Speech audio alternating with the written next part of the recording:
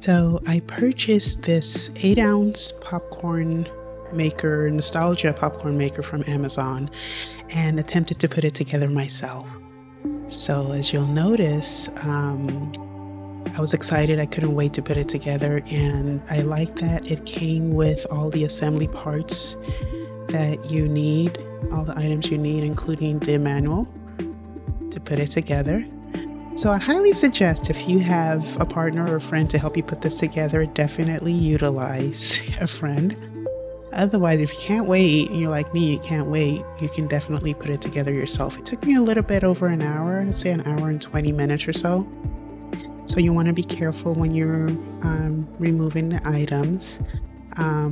Like me, if you're barefoot, just watch your feet and just take your time, which I did, and making sure all the items were there in the box and laid out if you have the space.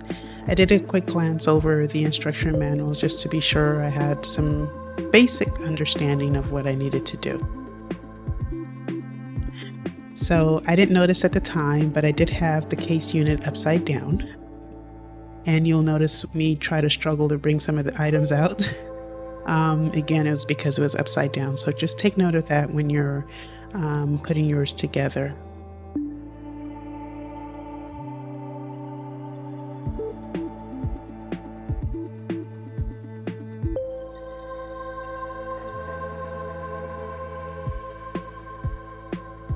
So I noticed this little tab that was sitting right on top of this thing unit.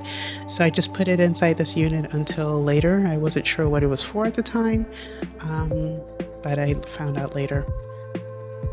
So you'd want to, this is the storage compartments and the push handle. So you want to be sure to use the provided screws to attach it on the inside of the storage compartment.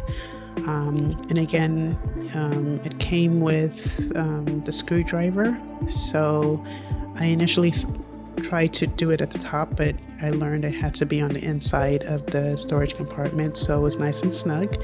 You kind of set that to the side for now. And then this is called the base support. I just call them the legs.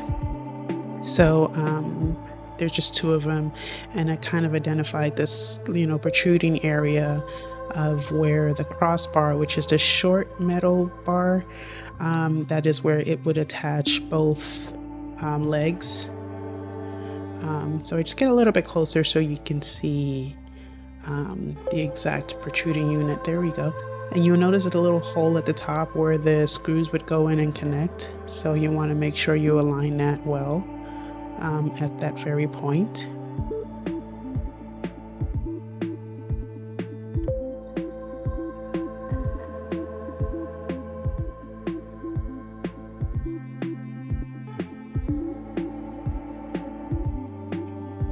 So it was a number 2 screws that we used to attach this. It was just 2 of them. And the number 2 screws, there was about 10 of them. So you'll use the number 2 screws for a major part of the attachment of the whole unit. So we just used 2 in this particular case, and they're nice and secure. And then again, now we have this, it just attached again to the protruding part of the base support. And then you would also use, what did I end up using? I think it was 4 number 3 bolts. Yeah, it was 4 of these bolts, and it had number 6 nut caps.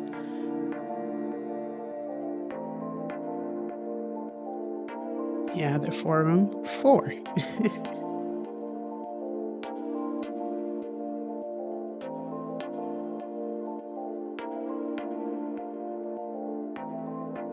So again, highly suggest using a friend or a partner if you have one available. I was anxious to get the popcorn machine going. It was a Thursday, and we try to have movie night Fridays. So I was just too excited. I had a fan going behind me. You'll notice little movements of my hair here and there from the fan. And then I had a sweater on. So just take your time if you have some free time in a day to be able to put this together. I had fun putting it together. It wasn't too difficult to understand. and we can see they're all secure. They also provide this wrench that you're able to use to secure the bolts. There are two different types of wrenches, and you'll just be able to tell which to use for any particular attachment. So this is the one I used for this. And this is called the flat, excuse me, this is the flat plate, bottom plate for the compartment unit. And we have some more of this number 2 screws. There are going to be 4 of them that we use to attach this bottom plate. So in the video I chose to show me attaching all 4 screws. Sometimes I just find it helpful when a viewer is able to see exactly the areas. You don't have to watch me tighten it from the beginning to end, but at least showing that there were 4 sections of the screws, so you don't think it's 2 or whatever. I mean, you'd be surprised. So you want it secure and not too tight, and that looks great.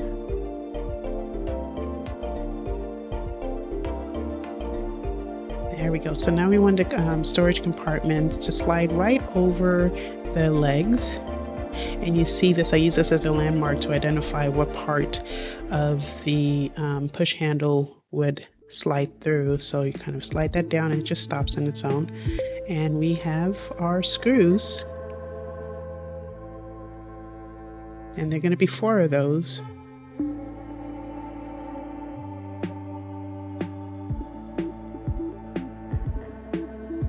And again, we want to make sure those are nice and secure and nice and snug. And I believe those screws were number 1 bolts, 4 of them. And again, you can see that they're nice and secure. And we're good. We're going to work on the wheels next. So this is a flathead. I want to slide that right down one of the axle bolts. So there we go. You can kind of slide it right through one of the wheels, and we're going to do the same for the second wheel. So this is a number 4 flathead washer. You slide that onto axle bolt F and then insert the axle bolt F into the wheel. And we got both wheels.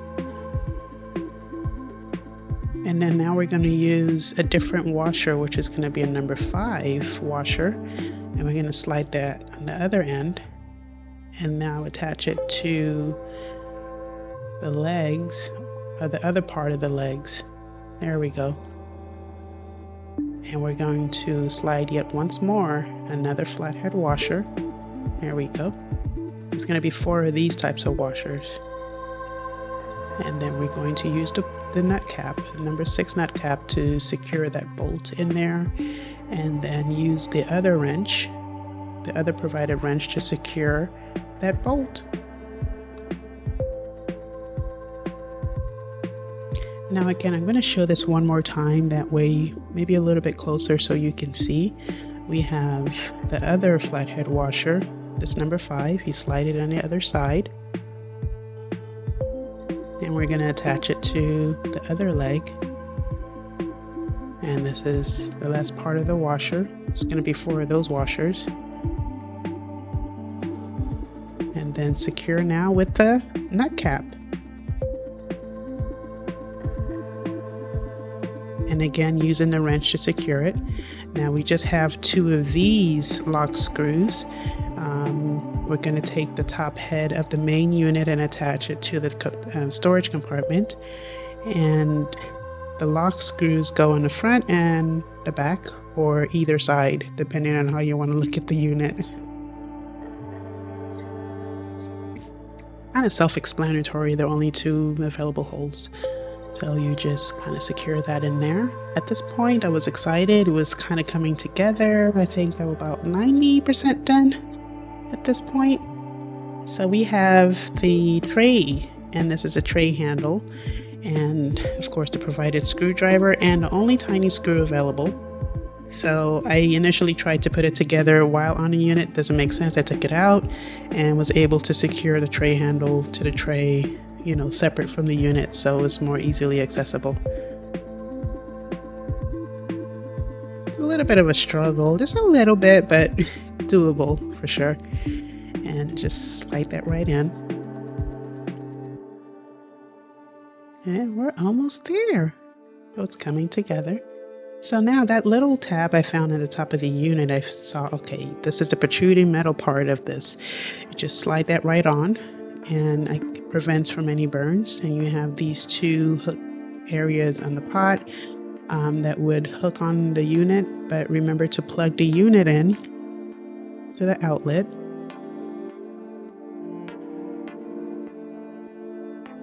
And then now you want to go ahead and hook the pot into, it's kind of self-explanatory. Again, once you get there, you just kind of hook it on there, turn it right over, and it is ready to go. Boom, boom, boom. So they provided, which is awesome, all these measuring cups, the kernel measuring cup, oil measuring cup, and the popcorn scooper. Kind of put it in a storage compartment, and now we're going to go plug it into the outlets to make sure it is all in working order. It's all plugged in. You turn on the light comes on, you turn on the machine, and you should hear the motor going, and you have done a great job. Celebrate yourself. We did it. We did it. Wipe down the unit with a clean, wet towel before first use. So we got our first use going, and the popcorn came out beautifully. Definitely enjoy the popcorn, salt to taste, and thank you for watching.